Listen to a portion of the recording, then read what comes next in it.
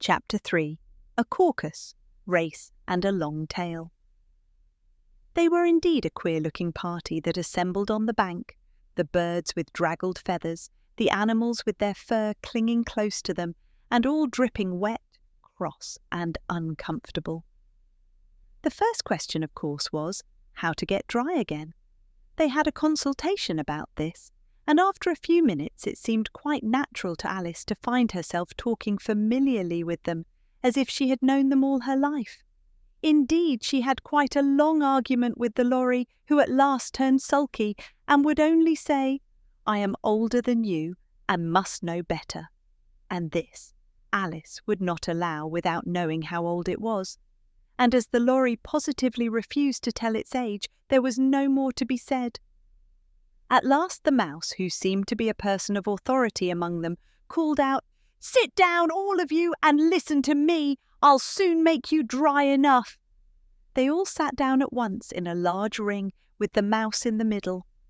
Alice kept her eyes anxiously fixed on it, for she felt sure she would catch a bad cold if she did not get dry very soon. "Ahem," said the mouse with an important air. "Are you all ready? This is the driest thing I know. Silence all round, if you please." William the Conqueror, whose cause was favoured by the Pope, was soon submitted to by the English, who wanted leaders, and had been of late much accustomed to usurpation and conquest. Edwin and Morcar, the Earls of Mercia and Northumbria, said the lorry with a shiver. "I beg your pardon," said the mouse, frowning, but very politely. "Did you speak?" "Not I," said the lorry hastily. "I thought you did," said the mouse. "I proceed. Edwin and Morcar, the Earls of Mercia and Northumbria, declared for him, and even Stigand, the patriotic Archbishop of Canterbury, found it advisable." "Found what?" said the duck. "Found it," the mouse replied rather crossly. "Of course you know what it means." "I know what it means well enough when I find a thing," said the duck. "It's generally a frog or a worm. The question is, what did the Archbishop find?" The mouse did not notice this question, but hurriedly went on.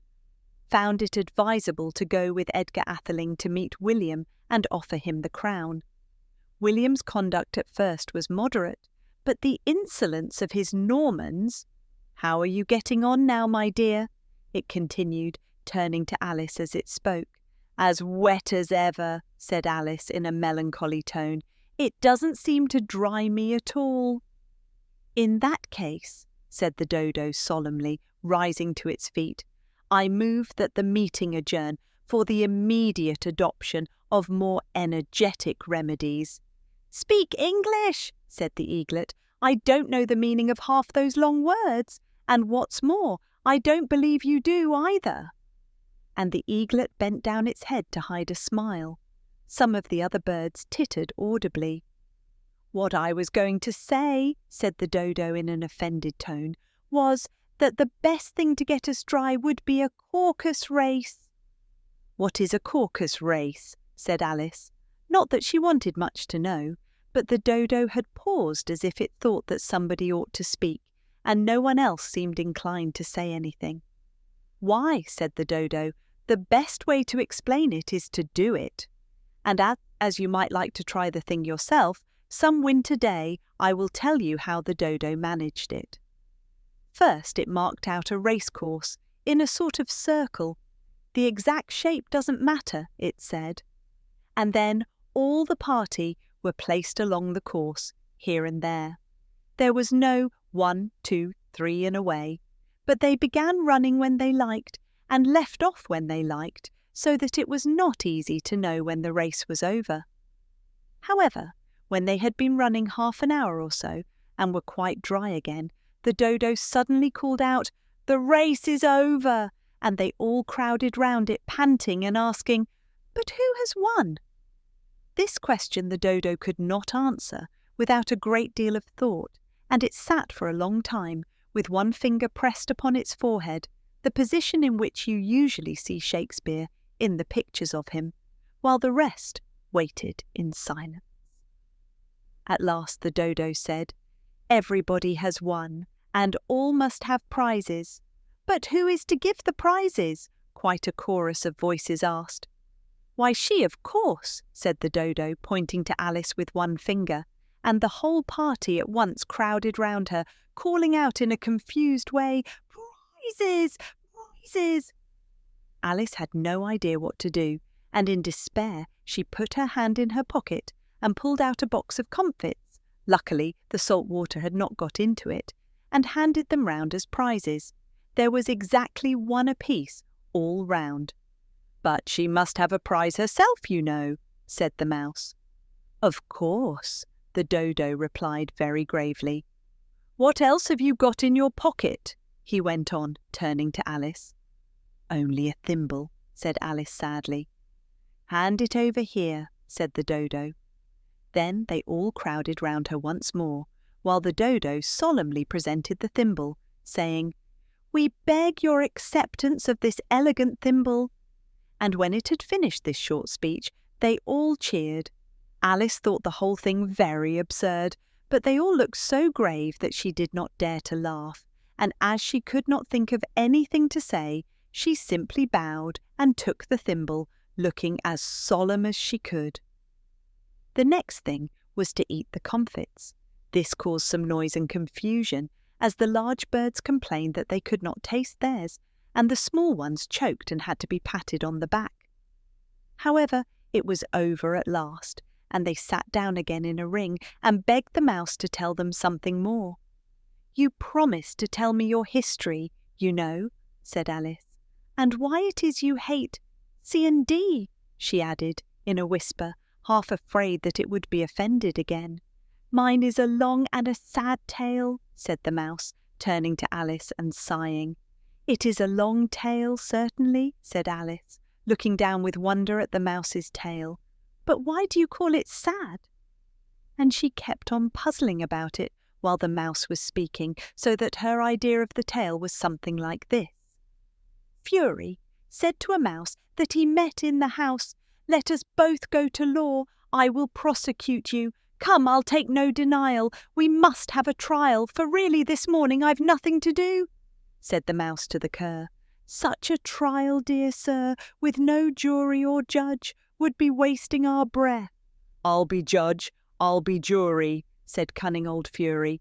I'll try the whole cause and condemn you to death. You are not attending, said the mouse to Alice severely. What are you thinking of? I beg your pardon, said Alice very humbly. You had got to the fifth bend, I think. I had not, cried the mouse sharply and very angrily. A knot, said Alice, always ready to make herself useful and looking anxiously about her. Oh, do let me help to undo it. I shall do nothing of the sort, said the mouse, getting up and walking away. You insult me by talking such nonsense. I didn't mean it, pleaded poor Alice. But you're so easily offended, you know. The mouse only growled in reply. Please come back and finish your story, Alice called after it, and the others all joined in chorus. Yes, please do. But the mouse only shook its head impatiently and walked a little quicker. What a pity it wouldn't stay, sighed the lorry, as soon as it was quite out of sight, and an old crab took the opportunity of saying to her daughter, Ah, my dear, let this be a lesson to you never to lose your temper. Hold your tongue, Ma, said the young crab, a little snappishly. You're enough to try the patience of an oyster. I wish I had our Dinah here. I know I do, said Alice aloud, addressing nobody in particular. She'd soon fetch it back. And who is Dinah, if I might venture to ask the question? Said the lorry.